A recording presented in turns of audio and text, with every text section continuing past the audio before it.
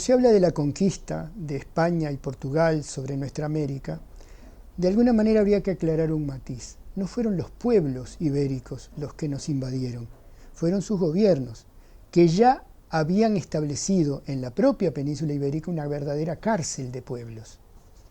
Fue brutal la unificación a sangre y fuego que hicieron Castilla y Aragón sobre todo el resto de la península, excepto Portugal, que un poquito se alió con Inglaterra para seguir siendo un reino independiente.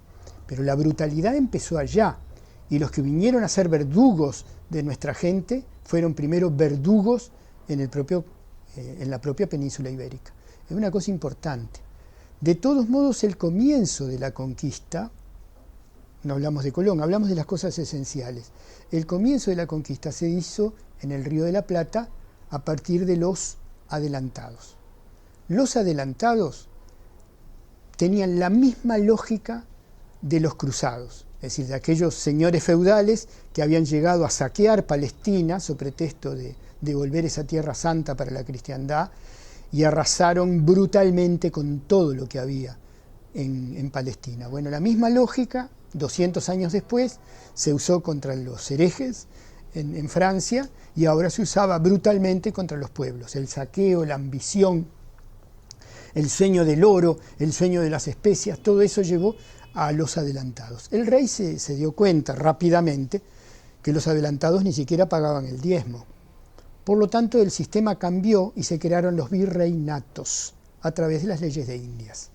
Esto es un elemento muy importante, porque las leyes de Indias hacían del virrey no un adelantado todopoderoso.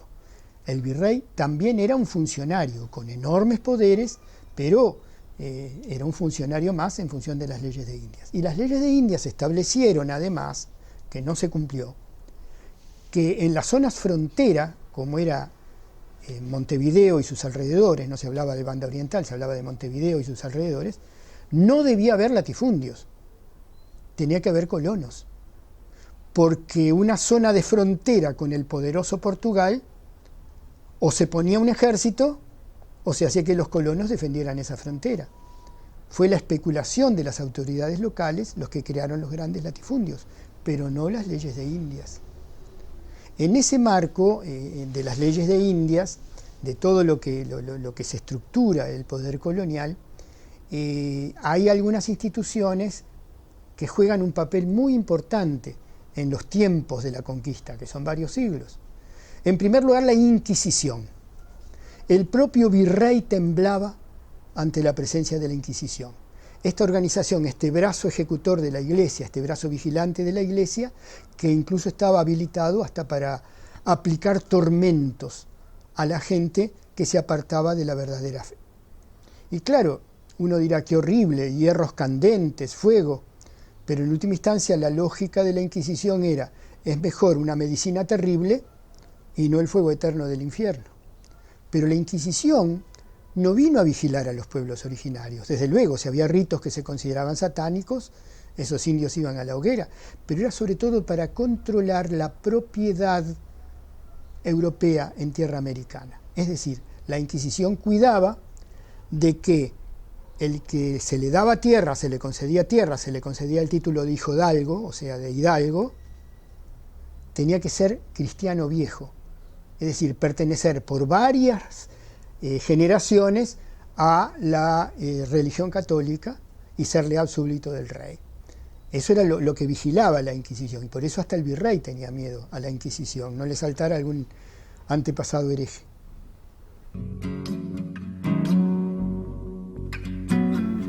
Además de la Inquisición, además de las instituciones del virreinato, en América jugó un papel muy importante la masonería. La masonería es el partido mundial de la burguesía, es decir, se organiza para enfrentar el poder absolutista y obtener espacios de poder, conspirando con ritos esotéricos, pero fundamentalmente trabajando por el poder. Y en América, después de la expulsión de los jesuitas, coparon la Universidad de Charcas, Chuquisaca, en Alto Perú, hoy ciudad de Sucre, en Bolivia. Y ahí formaron los cuadros intelectuales de la élite revolucionaria, independentista, no social. Ahí estudió Mariano Morenos, estudiaron la gente de Mayo, de la Revolución de Mayo, todos fueron formados en la Universidad de Charcas, Chuquisaca, en el Alto Perú. Eso fue el operativo masón para avanzar en ese sentido. Y la otra institución importante fue las misiones jesuíticas, la Compañía de Jesús.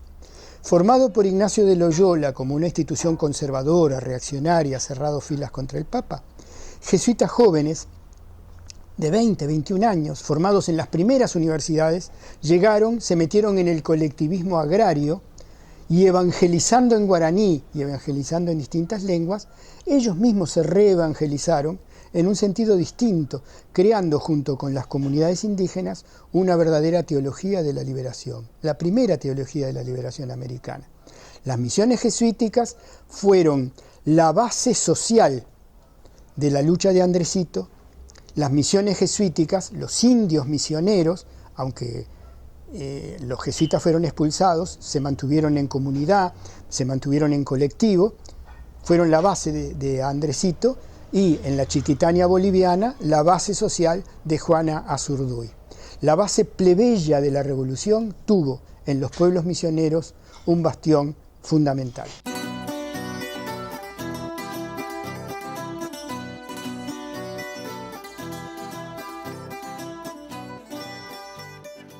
Resumiendo, cuando nosotros hablamos de toda la etapa sangrienta de la conquista, brutal, el genocidio indígena, todo lo que pasó en la conquista, tenemos que establecer que había un orden institucional con las leyes de Indias, que había un control ideológico a partir de la Inquisición, que jugaron su carta los burgueses a través de su partido mundial, la masonería, formando la crema intelectual del patriciado independentista, y que la orden fundada por un militar, Ignacio de Loyola, para ser leal al Papa, una organización de curas guerreros, reclutó gente joven en Europa, y esos muchachos de 20, 21 años que se metieron en el colectivismo agrícola del mundo de nuestra América, releyeron el Evangelio, lejos del Vaticano, cerca de la gente, y generaron toda una ideología que se va a fusionar con las otras ideologías revolucionarias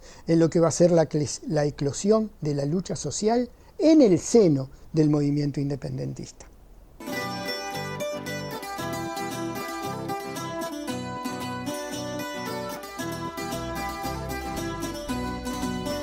O sea que hasta acá hemos hablado de los pueblos originarios. Ahora estamos hablando de la conquista, nos quedan cosas interesantes para seguir en el próximo.